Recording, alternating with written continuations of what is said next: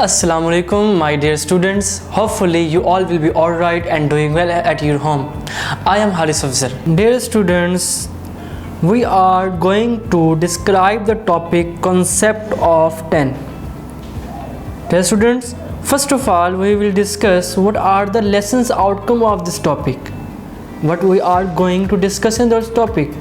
हम इस टॉपिक में क्या चीज़ एक्सप्लेन करने जा रहे हैं. First of all we will discuss the lesson outcomes of this topic.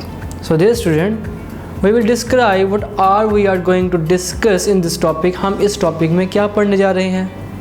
तो first one we will discuss the identify 10 as a 2-digit number. हम ये डिस्कस करेंगे 10 क्या चीज़ है और उसको हम 2-digit नंबर की फॉर्म में कैसे लिख सकते हैं. Second one we will compare and order the number from 0 to 10. First of all you have studied. Dear student, आपको पता लग चुका है 0 से 9 के जो ड्यूरेशन में नंबर होते हैं वो कौन से हैं. हमने स्टडी किया जब हम 0 से स्टार्ट करते हैं तो हमेशा 0, 1, 2, 3, 4, 5, 6, 7, 8, 9. These are the 9 numbers that we have studied. हमने देखा कि हम इस नंबर को कैसे असेंडिंग एंड डिसेंडिंग ऑर्डर में लिख सकते हैं. हमने एक्सप्लेन किया कि जब हम असेंडिंग में लिखते हैं तो स्मॉलेस्ट नंबर पहले आता है और डिसेंडिंग में लिखते हैं तो हमारे पास लार्जेस्ट नंबर पहले आता है. तो हम उसी को सबसे पहले नंबर की रिवीजन के लिए या नंबर को रिकग्नाइज़ करने के लिए हम प्रीवियस कॉन्सेप्ट को थोड़ा रिवाइज करेंगे और हम देखेंगे किस तरह नंबर्स को हम आइडेंटिफाई कर सकते हैं, कैसे हम नंबर्स को लिख सकते हैं, कैसे उनको कंपेयर कर सकते हैं. तो कंपेयर करने के लिए हमें नंबर्स की हाउ नाउ होना ज़रूरी है. हमें पता होना चाहिए कि नंबर्स किस नौइयत के हमारे पास मौजूद हैं.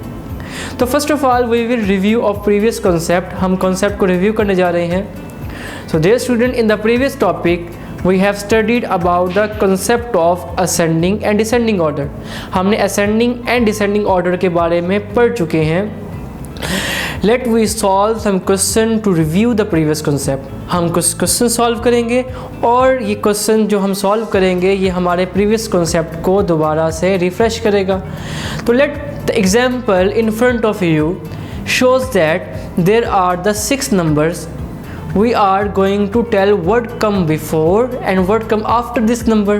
हम ये बताना चाहते हैं कि इस नंबर से पहले कौन सा डिजिट आएगा और इस नंबर के बाद में कौन सा डिजिट आएगा. First of all let we solve the first question. हम फर्स्ट क्वेश्चन को सॉल्व करते हैं. तो फर्स्ट क्वेश्चन को सॉल्व करते हुए आप देखेंगे हमारे पास नंबर जो है वो 4 है. आप जानते हैं कि जब हम काउंट करते हैं तो काउंटिंग स्टार्ट होती है 0 से.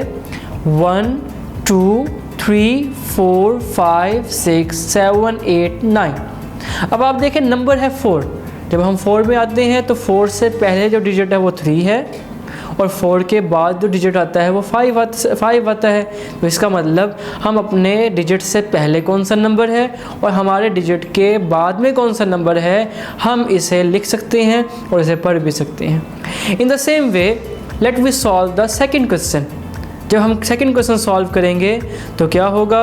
तो क्वेश्चन सॉल्व करते हुए आप देख सकते हैं हमारे पास जो सेकंड क्वेश्चन है वो 7 है. तो 7 को सॉल्व करते हुए हम जानते हैं 7 से अगर हम काउंटिंग स्टार्ट करें तो काउंटिंग हमारे पास बैकवर्ड भी हो सकती है और फॉरवर्ड भी हो सकती है. 9 से स्टार्ट करते हैं तो 9 से बैकवर्ड जो नंबर है वो 9, 8, 7, 6, 5, 4, 3, 2, 1 and 0. तो if we count the backward number because the number is 7, तो 9 the back number 8 बैकवर्ड 7 यानी 7 के बाद 8 आएगा और 7 से पहले 6 आएगा. इसी तरह हम बाकी क्वेश्चन भी सॉल्व कर सकते हैं. In the same way we can solve the other question. These questions are the third one question is 6. The number come before 6 will be 5 and number come after the 6 will be 7. हमारे पास 6 से पहले 5 आएगा, 6 के बाद 7 आएगा. जब हम 1 की बात करते हैं तो 1 से पहले 0 आएगा और 1 के बाद 2 आएगा. 3 में 3 से पहले 2 आएगा, 3 के बाद 4 आएगा। और इसी तरह लास्ट क्वेश्चन 5 है, तो 5 से पहले हम 4 लिखेंगे और 5 के बाद 6 लिखेंगे। ये तभी पॉसिबल हो सकेगा जब हमें नंबर्स की काउंटिंग आती होगी, हमें पता होगा कि असेंडिंग ऑर्डर में नंबर की जो तरतीब है वो क्या चीज़ है। अगर हम तरतीब को जानते हैं तो हम नंबर्स को लिख सकते हैं। तो होपफुली हमने आपने इन कॉन्सेप्ट को समझ लिया होगा कि हम रिव्यू करने का मकसद नंबर्स की हाव ना होना ज़रूरी है। अब आपके सामने ये जो पिक्चर शो हो रही है ये क्या चीज़ है? ये आपके पास ये जो पिक्चर है ये एक नॉन पैटर्न के हिसाब से है, जो कंप्लीट ही नहीं है, इनकम्प्लीट पिक्चर है। अब हम इसे कैसे लिखेंगे? Can you join the number two form a perfect shape? आप ये नंबर्स भी यहाँ पे लिखे हुए हैं, क्या हम इन नंबर्स को जोड़ के परफेक्ट शेप बना सकते हैं? Yes. Join the number from 0 to 9। हम नंबर स्टार्ट करते हैं 0 से, असेंडिंग में जाते हैं या डिसेंडिंग में आ जाते हैं। 9 से स्टार्ट करें या 0 से स्टार्ट करें, आपने एक सीक्वेंस के साथ 0 से लेकर 9 तक इसे लिखना है।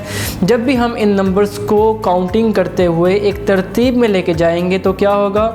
हमारे पास एक परफेक्ट शेप आएगी। तो आप देख सकते हैं जब हम इन नंबर को 0 से 9 तक लेके जाएंगे तो we will get the perfect shape of parrot, fish and hens respectively. हमारे पास एक पैरट की शेप मिलेगी। फर्स्ट ऑफ ऑल आप देख सकते हैं एक परफेक्ट शेप है। हमारे पास फिश की शेप एक परफेक्ट शेप मिलेगी और हमारे पास एक जो लास्ट शेप मिलेगी वो हेन की शेप होगी, जिसे हम यहाँ पे देख सकते हैं। Next we are going to introduce the concept of 10.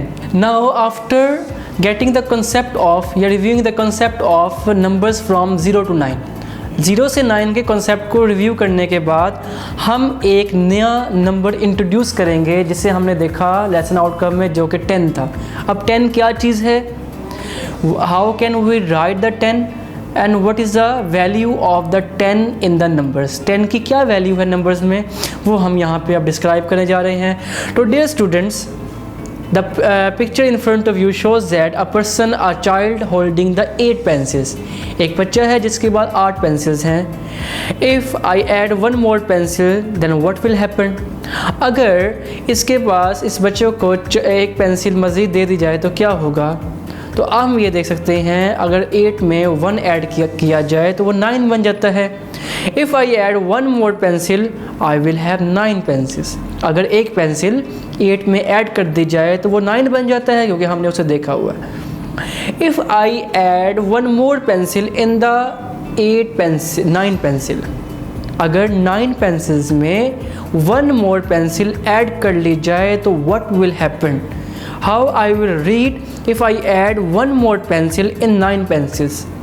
अगर 9 में हमारे पास एक नंबर को ऐड किया जाए तो वो नंबर क्या होगा, वो अभी तक हमने नहीं पढ़ा। तो dear student, we are going to introduce the new number which is 10. 10 is a number that comes after 9. एक ऐसा नंबर जो 9 के बाद आता है उसे हम 10 कहते हैं। If I add 1 more pencil then you will be have the 10 pencil. अगर एक पेंसिल हमारे पास ऐड कर दी जाए 9 में तो वो 10 बन जाएगी। We write 10 as 10 and also 10 has 2 digit. 10 के 2 डिजिट हैं, एक 1 है एक 0 है, ये मिलके 10 बनाता है। और इसे हम कैसे रीड करते हैं? TEN 10। तो हम 10 को लिखना सीखा और 10 को यहाँ पे पढ़ना सीखा। 10 को पढ़ते कैसे हैं? स्पेल में, और हम उसे नंबर्स की फॉर्म में राइट कैसे करते हैं। Let we do an activity to understand. हम एक्टिविटी करते हैं और अंडरस्टैंड करते हैं कि 10 को किस तरह और किस मायने में लिखा जा सकता है। तो can you tell me the number of pencil which are 10?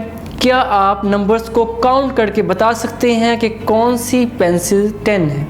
तो dear student, we will count the numbers and we will tell that these pencils belong to number 10. Numbers 10, we will count the pencil 1, 2, 3, 4, 5, 6, 7, 8, 9, 10. The picture in front of you shows that the circle around the figure have 10 pencils. These are the 10 pencils. Can any more pencils are 10? क्या इससे ज़्यादा pencils और 10 है? Yes, we can count and read the number, and we can write that pencils are 10. So dear student, there is another circle in your shape that shows the 10 pencils. अब हमने 10 के concept को पढ़ लिया और समझ लिया. अब हम क्या करने जा रहे हैं? Now we can write 10 as a one bundle. One bundle means when we write the larger number, the number greater than 10, it will help us to write the 10 in the most suitable and the simple way. जब हम 10 को एक bundle की form में लिखते हैं तो इसका मतलब ये होता है कि 10 को हम सिंपल एक बंडल यानी एक सिंगल फॉर्म में लिखने की कोशिश कर रहे हैं. तो bundle of 10 means a 110. 110 means 1 and 0. तो डियर स्टूडेंट, इसी 10 को लिखने का एक और मेथड है जिसे हम प्लेस वैल्यू चार्ट कहते हैं. अब एक और कंसेप्ट है प्लेस वैल्यू चार्ट का. प्लेस वैल्यू चार्ट क्या चीज़ है? एक ऐसा चार्ट जिसमें हम अपने नंबर यानी 1 and 0 वाज अ 10. हमने जब पढ़ा था हमने कहा 1 और 0 मिलकर 10 बनाता है. अब हम उस नंबर को लिखेंगे कैसे? तो नंबर हमारे पास 2 है. जो हमारे पास नंबर 0 है वो है वंस प्लेस पे. वंस प्लेस यानी उसकी जो वैल्यू है उसके हिसाब से वो पहला नंबर था तो वो वंस प्लेस पे आएगा, उसकी वो जगह है. जब हम 1 की बात करते हैं तो वो टेंस प्लेस पे आएगा, यानी कि लेफ़्ट साइड पे जो नंबर होगा वो हमेशा 2 डिजिट नंबर में जो लेफ़्ट साइड पे डिजिट होगा वो टेंस प्लेस का होगा, और राइट साइड पे जो डिजिट होगा वो हमारे पास वंस प्लेस का होगा. यानी हम जब नंबर्स को डिफ़ाइन करते हैं 2 डिजिट नंबर को तो उसमें 2 प्लेसेस होती हैं, एक टेंस प्लेस एक ones place. Also 110 has a 0 ones. हमारे पास एक 10 में जो नंबर ज़ीरोज़ की तादाद है वो 1 है, तो 0 number of zeros are 1 and on the ones place number of 0 is the 1. I have a bundle of 10. It means 110 and 0 ones. This make the word 10. अगर आपके पास कोई भी नंबर प्लेस वैल्यू चार्ट में लिखा हो तो आप उसे कंबाइन करके एक नंबर बना सकते हैं बाय यूजिंग द टेक्निक कि हमारे पास जो वंस प्लेस पे नंबर होगा यानी वो 1 था 0 था, और हमारे पास टेंस प्लेस पे नंबर था वो 1 था, तो हमने उसे कंबाइन किया 1 and 0, और हम जानते हैं 1 और 0 क्या होता है? 10 होता है. तो hopefully you have get this concept. आपने इसकी प्रैक्टिस करनी है. तो नंबर्स हमें हाउ नाउ तब होते हैं जब हम नंबर्स को लिखते हैं, और नंबर को लिख के याद करते हैं. जब रिमाइंड हो गया इसका मतलब हम कोई भी किसी भी किस्म के क्वेश्चन सॉल्व कर सकते हैं. Thank you.